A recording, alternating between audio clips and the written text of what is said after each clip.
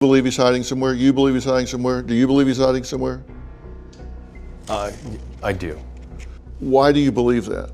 Because he's a coward. Coward.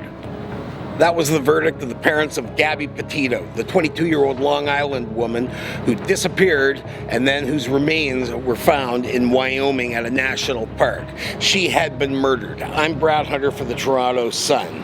Now underway is one of the biggest manhunts in American history as cops scour the continent for Brian Dirty Laundrie, her 23-year-old fiance. To bring you up to speed, Laundrie has managed to get back to Florida and then, probably with the help of his parents, given a 3-day jump on the authorities who want to question him over the murder of Gabby Petito.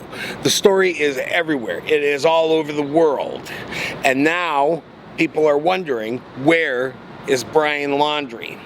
Some say he's on the Appalachian Trail. Some say he's left the country for Mexico. Some say even Europe. We don't know. And even Dog the Bounty Hunter's in on this. So it is one of the biggest stories in crime today, right now. And her parents, her friends, and everyone else wants justice. But that's not being helped along by Brian Laundrie's parents or anyone else connected with him. They have been mum.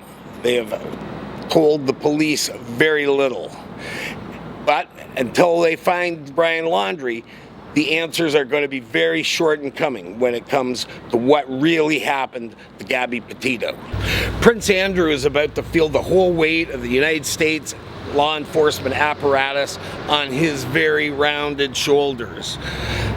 Andrew, who is good pal with Ghislaine Maxwell, the longtime muse and suspected madame of pedophile Jeffrey Epstein, Andrew is now being sued by one of Epstein's victims, Virginia Roberts, who claims that on 3 different occasions she had underage sex with the prince. Andrew has denied any responsibility or any connection to Epstein. A BBC interview, he blew it and stumbled and stammered and seemed like the most guilty man in the world.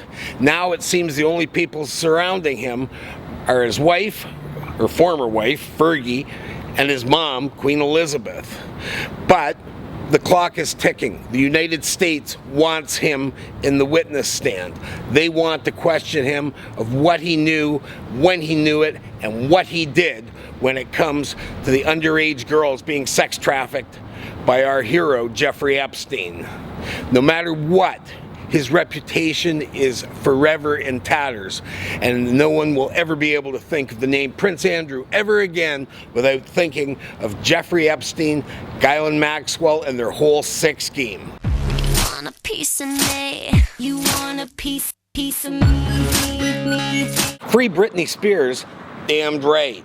And now there are serious legal ramifications for her father, Jamie Spears, who has been, for most of the last decade, her conservator, meaning he takes care of everything, money, her well-being, and all that. The only thing she didn't have was free choice. Now a judge in California has stopped the conservatorship. Jamie Spears, like a lot of the other parents of child stars, whether they be in pop, TV, or movies, appears to have been someone who may have helped himself to Britney's ample cookie jar. And now he's in trouble. What legal ramifications come from this next, no one quite knows. Whether she will pursue it or just leave things as they are.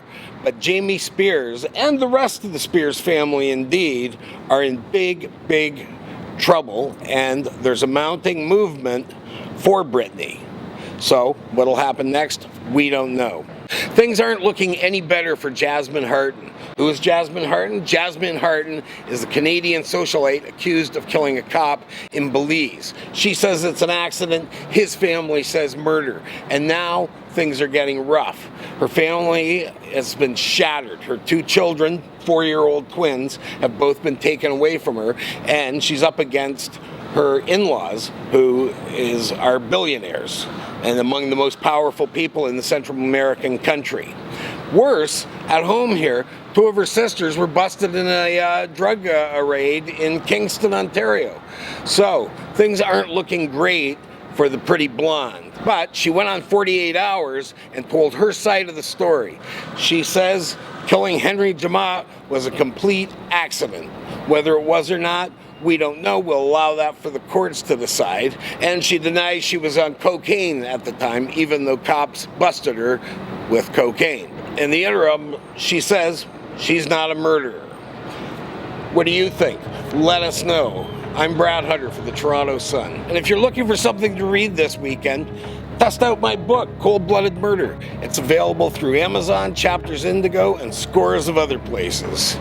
Sit down and be chilled.